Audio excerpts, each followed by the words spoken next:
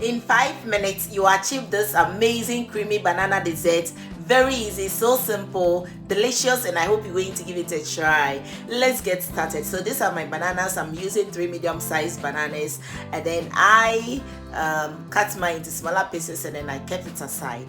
So in a different saucepan, I added in a tablespoon of butter. I then waited until it got melt before going in with my bananas. So add in your banana. You want to soften up the bananas before blending it, so make sure you follow this process, and then I'll list whatever that I used in the comment section or in the description box below. So once it is soft enough, go ahead and add in lemon juice, and then let it cook for about 2 minutes more, and that is ready. When done, transfer it into your blender, and then add in the rest of the ingredients, which is evaporated milk. If you don't have evaporated milk, you can use normal milk. And then I added in sugar. The sugar is totally optional, but I prefer adding in sugar. And then I added in cornstarch and a pinch of yellow food color. Lastly, I added in 2 egg yolks, and then I covered it. I blended until it was smooth.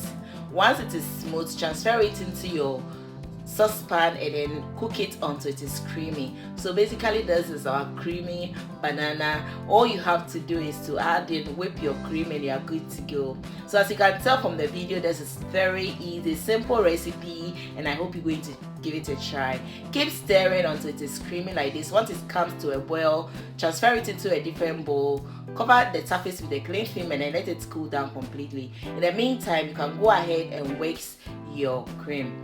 So this is whipping cream. Go ahead and whisk it until it's almost firm before adding in your banana cream. So before adding it to it, make sure you whisk it to make it soft a bit before adding it to the whipped cream. Whisk them together and you're good to go. If you want, you can keep it in the fridge for like some minutes if you want, but this you can go ahead and serve it because it's already chilled and it's delicious this way. So this is what you're looking for. It should be something like this when done, and they are good to go. All you have to do is to put it in the piping bag and then serve.